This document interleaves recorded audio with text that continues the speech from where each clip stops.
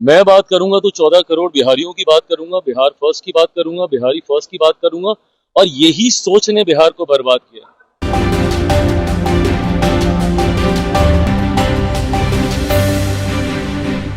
SIR का मुद्दा जहां विपक्ष ने खूब मोर्चा खोला, जिसके बाद आज उस पर फैसले आने वाले हैं। ऐसे में चिराग पासवान ने नेता प्रतिपक्ष को अपने आड़े हाथ लेते हुए क्या कुछ कह रहे हैं, पहले इस पूरी वीडियो को सुने।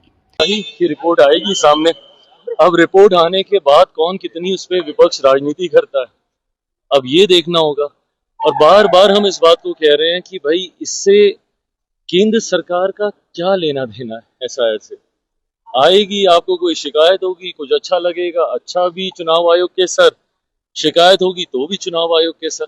बट हाँ, ये अपेक्षित थी, आज आएगी, देखते हैं उसमें क्या रहता है। देखिए, ईबीसी, ओबीसी, दलित, महादलित, ये सारी सोच नेता प्रतिपक्ष की हो सकती है।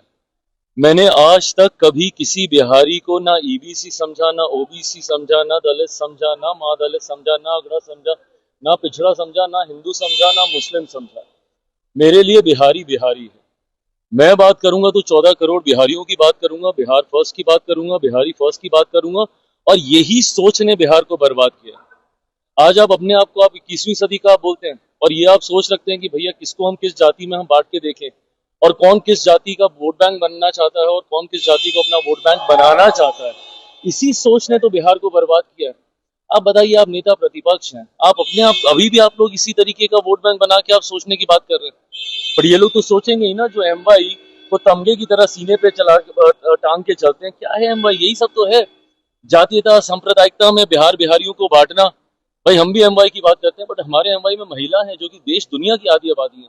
हमारे वाई में युवा हैं जो कि देश की, हमारे बिहार की सबसे बड़ी आबादी है। ऐसे में जब ऐसे लोग भी और यंगस्टर्स से भी अगर हम लोग यही उम्मीद करें कि भैया वो भी जाति में बांटकर वोट बैंक की बात करेंगे, तो पिछले 50 साल जैसे बिहार के गए, अगले 50 साल फिर ऐसे ही जाएंगे। अगली पीढ़ी फिर ऐसे ही जातियों और धर्म में बढ़कर बर्बाद होने का काम करेगी। कम से कम युवाओं को इस तरीके से जाति में बिहारियों को बांटकर बात करने की सोच नहीं रखनी चाहिए। दिक्कत यह है कि विपक्ष घबरा गया है और ये स्वाभाविक भी है। जिस तरीके से एक के बाद एक के बाद एक के बाद एक केंद्र सरकार और राज्य सरकार, मेरे प्रधानमंत्री आदरणीय नरेंद्र मोदी जी और बिहार के मुख्यमंत्री नीतीश कुमार जी ने मिलकर न सिर्फ योजनाओं की घोषणा करने का काम किया है, उनको धरातल पर भी उतारने का कार्य किया। मुझे खुशी इस बात की कि मेरे प्रधानमंत्री ने सिर्फ शिलान्यास नहीं किया, उन्होंने उद्घाटन भी किए हैं। और कई ऐसी जन कल्याण की योजना जिसको लागू करने का काम किया, जो विपक्ष सपने दिखाता रहा था बिहार को कि हम आएंगे तो हम ऐसा करेंगे, हम आएंगे तो हम ऐसा करेंगे। अरे प्रभु, दिए तो थे आपको 15 साल। इतनी ही चिंता और इतने ही विजनरी आप थे और आपका परिवार था, तो क्यों नहीं आपने उस वक्त इन योजनाओं को अपने धरातल पर उतार दिया था। ऐसे में आज जब उन योजनाओं की ना सिर्फ घोषणा की गई है बल्कि उसको अमल में भी ला दिया गया है। महिलाओं के लिए आपकी सोच तो भैया सिर्फ सीमित इतनी थी कि आप उम्र भर आप उनको अपने ऊपर डिपेंडेंट रखते, हर महीने आप उनको एक किस्त देते रहते, हर महीने आप एक किस्त देते रहते। यही आपकी सोच थी ना। इसी सोच को आप बोल रहे थे कि भैया कॉपी कर रहे हैं, कॉपी कर रहे हैं। क्या कॉपी किया? आज 10-10 हजार रुपए महिलाओं के अकाउंट में डालकर इस बात को सुनिश्चित करने का हमारी सरकार प्रयास कर रही है कि वो उद्यमी बने, वो अपने पांव पे खड़ी हो। और जब एक महिला अपने पांव पे खड़ी होती है तो पूरे परिवार को साथ लेके खड़ा होती है।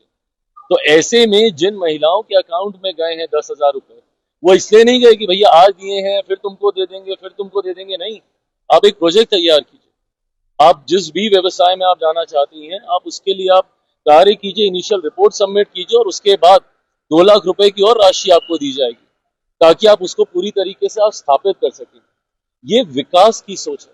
ये कैसे एक परिवार को आत्मनिर्भर बनाया जा सके, उस दिशा में उठाया गया कदम है।